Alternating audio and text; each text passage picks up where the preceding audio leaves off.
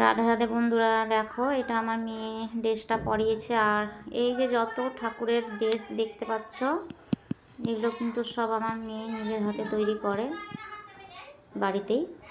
আর তার জন্য কিন্তু আমি এতটা ড্রেস সাজাতে পারি ঠাকুরকে। আর এত কিনা তো সম্ভব না, আর কিনে কিনে ড্রেস পরানো সম্ভব না। তো দেখো, এক একটা ড্রেসের তো অনেক দাম। তো তার জন্য আমরা কিন্তু বাড়িতে নিজেরাই কাপড় কিনে বাড়িতে আমার মেয়ে তৈরি করে এগুলো। আর যে কোনো অনুষ্ঠানে চেষ্টা করি মদনমোহনকে রাধারানীকে একটু সাজানোর, কিন্তু সব সময় তো আর সম্ভব হয় না। তো যাই হোক, ঠান্ডাটা একটু কমে এসছে, তার জন্য ভাবলাম একটু ফুল হাতা একটা ড্রেস তৈরি করি। কারণ এখন খুব একটা ঠান্ডা নাই আর গরমও না, তো এখন হালকা ঠান্ডা লাগে। তার জন্য আর দেখতেই পাচ্ছ কি অবস্থা। সব গপুদেরকে স্নান করিয়েছি আর খেলনা দিয়ে বসিয়ে রেখেছি। তো আজকে সবাইকে ড্রেস পরানো, এদেরকে ড্রেস পরানো আজকে হলো না, কারণ ড্রেসটা সম্পূর্ণ তৈরি হয়নি। আর এই যে গোপালদেরকে দেখো, রাধারানীকে, তো এই রাধারানীদেরকে আজকে নতুন ড্রেস পরানো হয়েছে। আর সাজানোটা কেমন হয়েছে। আর এই যে বড় গোপাল, এদেরকেও এখনও ড্রেস বানানো হয়নি। তো এটা অন্য একদিন হবে, কারণ একদিনে সব ড্রেস তৈরি করানো হলো না। তো দেখো, একদিনে তো আর সব হয় না। তো এদেরকে এখানে বসিয়ে রেখেছি, এগুলো সব আমি পরে একে একে গোছাবো, একসাথে হচ্ছে না। তো দেখো, আমার মেয়ে ড্রেস পরিয়ে দিয়ে গেল রাধারানী মদনমোহনকে, আর রাধারানীকে সাজগোজ করে দিয়ে গেছে। আর এর পরের বাদ বাকি যেটি আছে এগুলো সব আমি করব। তা আমি যেহেতু এখন ফুলের মালা করছি, এই যে দেখো ফুলের মালা তৈরি করছি আমি, আর দুটো মালা পরিয়ে দিয়ে এসেছি। এখন এগুলো আরও বাদ বাকিগুলো সবার মালা তৈরি করে তারপরে আমি ওদেরকে রেডি করব। দেখো, সবার সাজা গুজা কমপ্লিট, সবাই মালা পরেছে।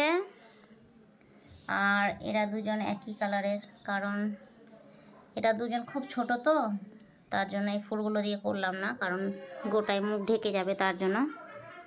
আর দেখো, শুধু গৌরনীতায় ড্রেসটা হয়নি, আর ওদেরটাও পরে হবে।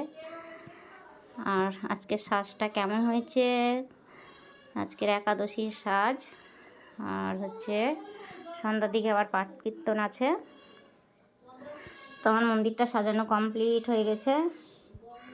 এবার সন্ধ্যার সব আয়োজন করতে হবে, আবার পাঠ কীর্তন আছে। তো সাজটা কেমন হয়েছে, রাধে রাধে বন্ধুরা সবাই। হচ্ছে আরতির থাল, তো আরতির থালটাও সাজিয়ে ফেলেছি। রাত্রে যে হতো সন্ধ্যার দিকে, আর একটু পরে সন্ধ্যা লেগে যাবে। আর এদিকে আরতির প্রদীপটাও সাজিয়ে ফেলেছি, আর পাটের সব প্রদীপটাও সাজিয়ে ফেলেছি। এদিকে পাটের সব জোগাড় করা আমার হয়ে গেছে। দেখো, সব ফুল টুল প্রদীপ আমার সব এগুলো কাজ কমপ্লিট। আর এই যে দেখতে পাচ্ছ রাধাকৃষ্ণের মূর্তি, এটা আমার মেয়ের বিয়েতে পেয়েছিল, তো একজন দিয়েছে। এটা কিন্তু অনেকটাই বড়, দেখতেই পাচ্ছ অনেকটা বড়।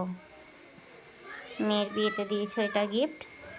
আর গিফটটা খুব সুন্দর দেখতে, দেখো রাধাকৃষ্ণ দিয়েছে, আরও দিয়েছে ছোট ছোট। আর এটা কিন্তু বিশালই বড়, খুব সুন্দর লাগে দেখতে। আমি তার জন্য পাটের কাছে রেখে দিয়েছি। আর এবার আমি ফল বানাতে শুরু করে দিয়েছি। নিজে দেখো ফল বানাচ্ছি। আর এই যে দেখো পেঁপেটার কালারটা দেখো, দারুণ, খুবই সুন্দর পেঁপেটা। সোনার নারায়ণ মূর্তি স্থাপন করবেন। কি কি বললো?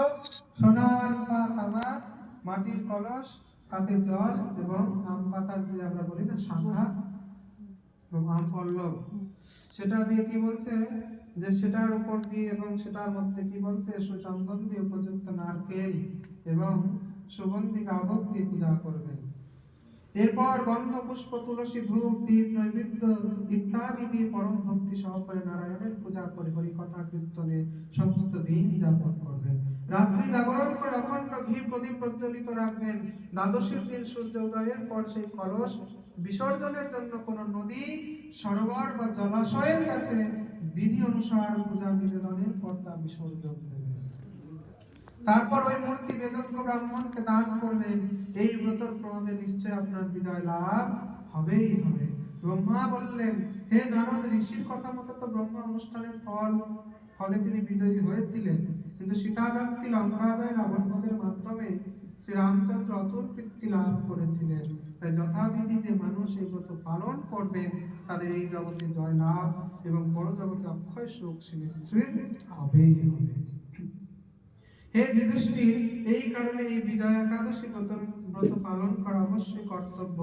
এই ব্রতের কথা শ্রবণ কীর্তন মাত্রই বাজেতেও যজ্ঞের ফল লাভ হয়।